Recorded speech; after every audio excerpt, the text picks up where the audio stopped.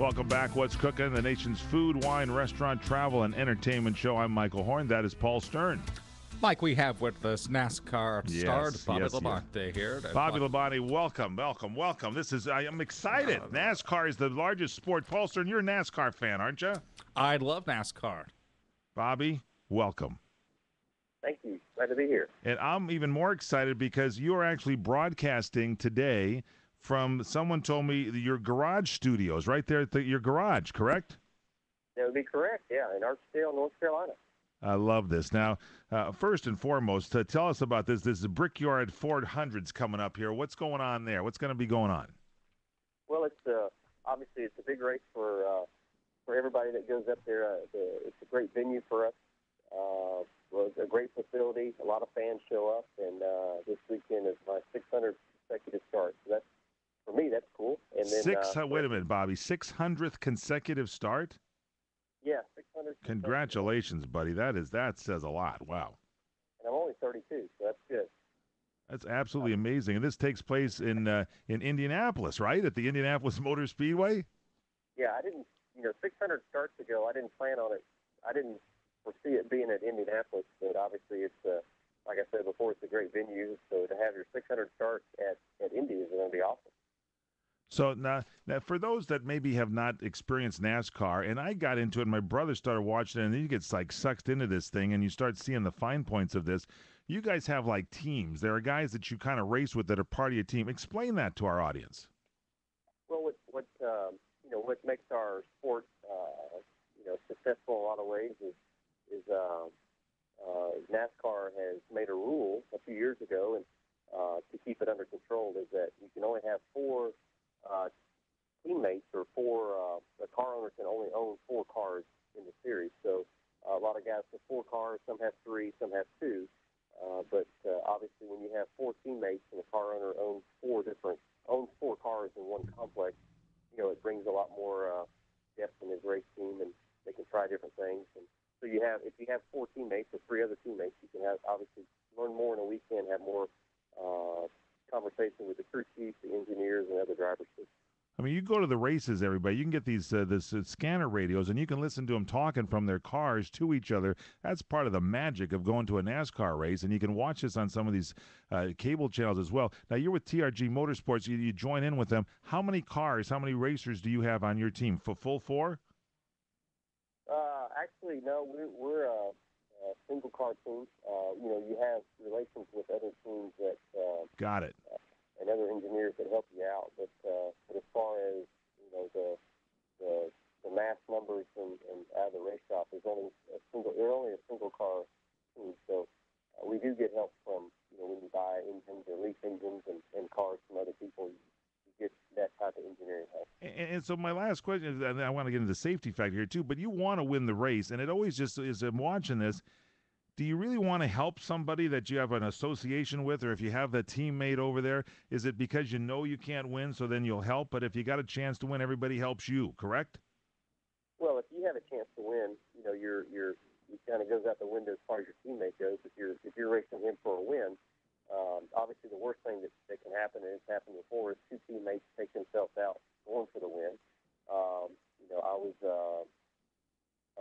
I would look at it where if you weren't able to win, then obviously you would love for your teammates to win. But that's only if you don't have that chance to win. Bobby LaBonte is our guest here today. We're talking about NASCAR, but you're even beyond NASCAR, and a lot of you all of you, talk about driving safety, and you wanted to bring to our awareness safety factors around railroad tracks. And you're not just talking about guys trying to race over the track. You're saying a lot of accidents happen at railroad crossings all over the country? Yeah. Up through April this year, there was up to 788 incidents, and a lot of those incidents could be eliminated through people just being more aware of their surroundings. Obviously realize that, crossing a railroad track at an intersection with the gates down or the lights on is actually illegal. Driving an ATV, walking down a railroad track, trying to go make a shortcut out of something as kids would do. Obviously some grown-ups, I've seen them do myself. I've seen them do it, is illegal. So, obviously there's a lot of incidents that happen out there that could be prevented, and we're trying to bring awareness to everybody. What is the attraction of railroad tracks, railroad crossings? I mean, I understand I love trains myself, but what's the attraction? Why do you think there's so many accidents and why it sort of gravitates to that location? I don't know. I mean, a lot of it could be, obviously, I don't know all of them individually, but a lot of them could be just, people being careless and not paying attention.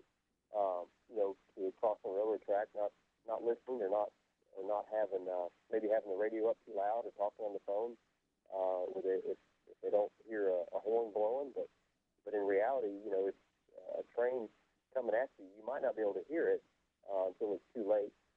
Plus, it also takes over a mile for a train to come to a stop. Wow.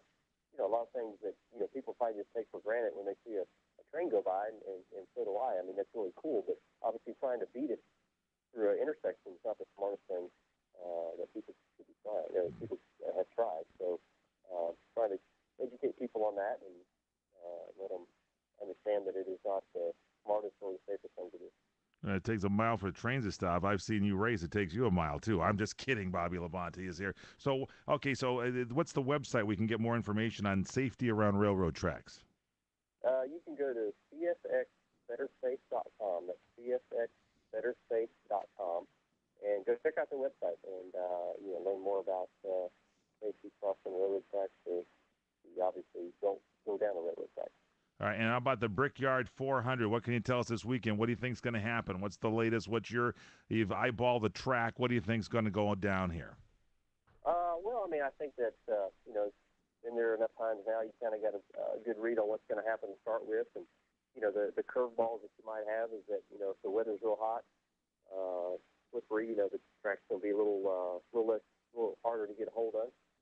There's going to be, obviously people getting ready for, the top 12 to the chase is going to be, people trying to get in and people trying to stay in it. It's a great race track to race at because the four distinct corners, I mean, they look the same, but they all act differently. And, it's always exciting to go up there and race as far as a competitor goes because it's a challenging racetrack. So it's going to be a challenge. We're going to be watching you, and you've got your crew chief. The crew chief, actually, is he the guy that's talking to you all the time in the, you and Doug talking all the time in there and making sure things are going? Well, it's the crew chief and a spotter are usually the two that are talking the most. Sometimes a spotter might talk more. Just depends on where you're at on the racetrack and everything. But under cautions, the crew chief will talk more, but usually under green flag conditions, the spotter talks the most. And when you guys go into the pit there and make your changes over there, and they change those tires real fast, you know that you're going to have so many tire changes, you kind of plan that out. It's kind of like choreographed, isn't it? It really is, and the pit crews, they do, they practice that a lot, and I mean, obviously, if they get down to 13, 14 seconds per stop, it's amazing that they can do it that fast, and that's what it takes. It takes everything to win these races nowadays, and you cannot have the fastest race car on the racetrack and have slow pit stops. I mean, exactly. It's not going to win that way. Bobby LaBonte, we love you, and we want to see you win and have a great race, and we'll be watching for you, and you're welcome here on the What's Cooking Show anytime. Thanks for being with us. Okay, thanks. Talk to you later. All right, that's great. The NASCAR guys are great, and it's a great sport. When you get into these fine points of what they do in the pit crew and everything, that's something else. And we talked to Bobby LaBonte there from his garage studio. We love that. Straight ahead, more on What's Cooking. If you'd like to write to us here at CRN Digital Talk Radio, jot down our address, CRN, Post Office Box 433.